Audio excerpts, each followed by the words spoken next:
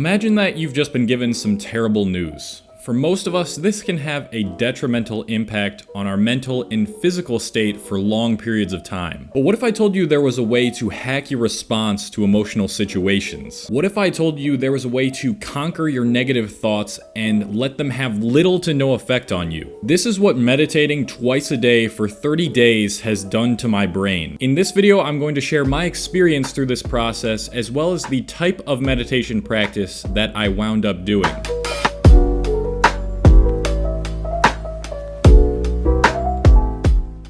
So before this 30-day period, about 2 years ago, I was actually very into meditation. I would do it pretty much every single day for at least 15 minutes. And I remember during this period being so confident and happy with myself, probably the most I've ever been apart from now. But somewhere along the road, I just decided to stop. I thought that I had gotten as much as I possibly could out of the process, and that doing it for any longer would just be a waste of time. Fast forward a year or two, and I started becoming more toxic and insecure. I would react impulsively to situations that weren't in my favor, and I was just more angry and bitter than I was before. It took me a long time to recognize this, but when I finally did, I knew there was one thing missing from my daily routine that I needed to re-implement back into my life. So let's start with the type of meditation practice that I've been doing and when I've been doing it. Every morning, I'll get up, I'll have some tea, I'll roll myself out, and I'll write in my journal. Then the meditation practice starts. I'll sit on my couch, cross-legged, staring just a little lower than looking straight ahead. And unlike many other people, I actually keep my eyes open during this process. Partly because I don't want to get sleepy, I just woke up, but also partly because I find it easier to get into a meditative state with my eyes open. And I guess you would call my practice mindfulness meditation. Essentially what this practice is becoming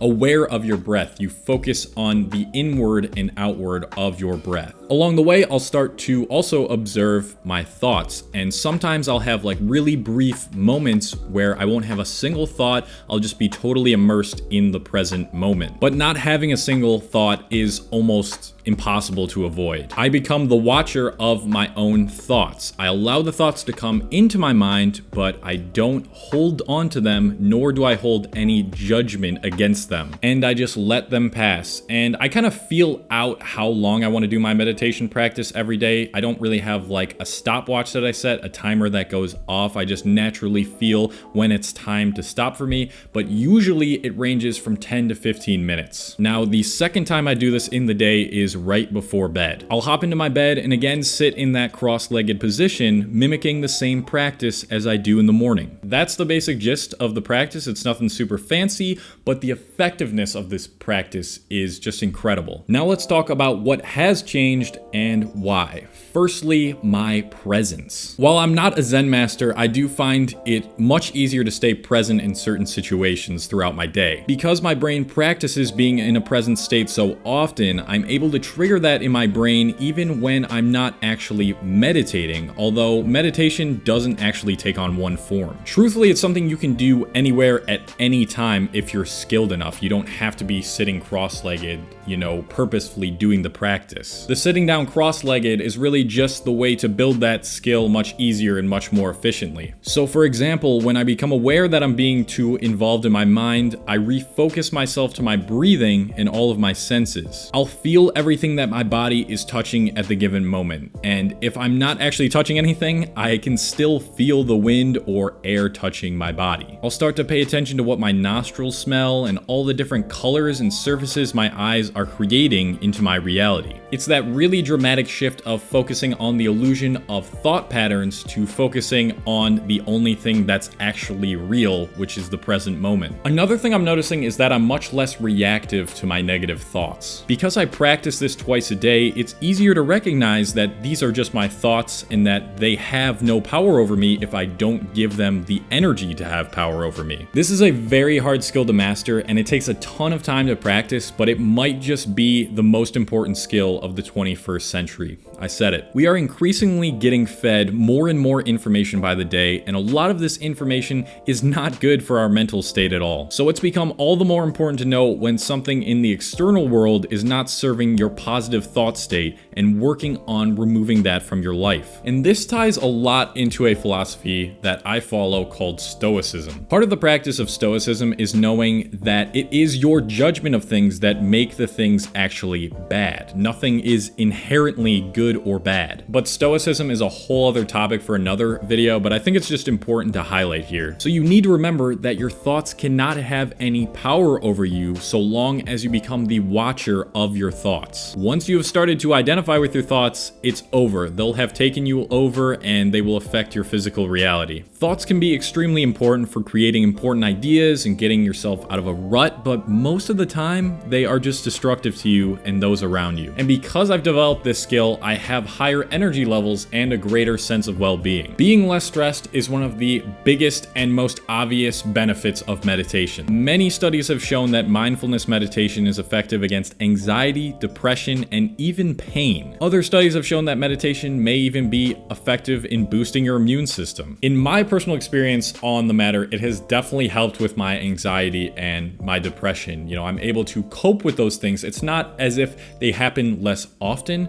but I'm able to deal with them a lot better. Now, as for boosting my immune system, this could be true because I haven't gotten sick in like several months, but that could also be due to the fact that we've been locked inside for like several months now. Another thing is meditating has also vastly increased my self-awareness. I can now identify thought patterns that regularly go on in my mind and make note of them and how they relate to who I am as a person at this given moment. As humans, we're constantly changing. We're in a constant state of change. And that goes with being the person that you are. Like, you have no obligation to be the person that you are the day before, but people don't change that much to the point where we don't recognize them. And so we get our idea of our sense of self. And our sense of self is built upon our beliefs and the constant thoughts that we have on a day-to-day basis. So when you become aware of those, you can say, okay, what do I like about myself? And what are the things that I become aware of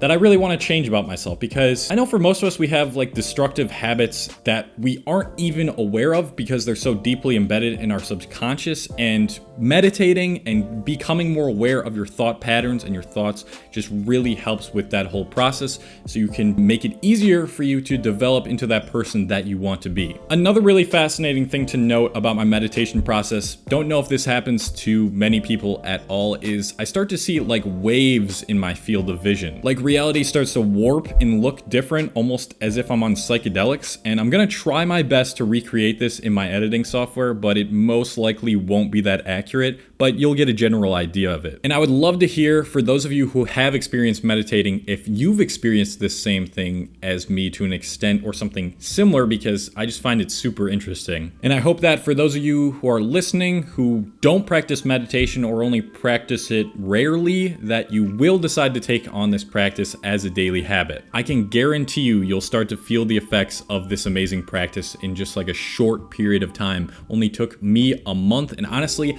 I felt the effects of it, the positive effects of it, earlier than the month that I've been doing this. So if you do have experience meditating, leave a comment below and how it has affected you. And if you haven't started meditating yet, I want you to leave a comment saying, I am going to start doing this practice every single day, and I'll update you with how it goes. I want you to use the comment as a motivator, as a thing to keep you on track to actually stay motivated to do it. Hey everybody, so I'm in the process of editing this video right over there, but I wanted to tell you guys about a book that I'm writing. I'm writing a whole like 200-page book. I'm about halfway through writing it, and a lot of what's in the book are actually things that I've discussed in this video. So if you want to get more in-depth things about meditation, they're going to be in the book. The book is called The Middle Way: How to Strategically Use Laziness to Enhance Your Creativity creative power and a lot of the laziness that I talk about to make you a more creative person and to increase your work output is going to be about meditation. So if you enjoy self-help stuff like this in any way,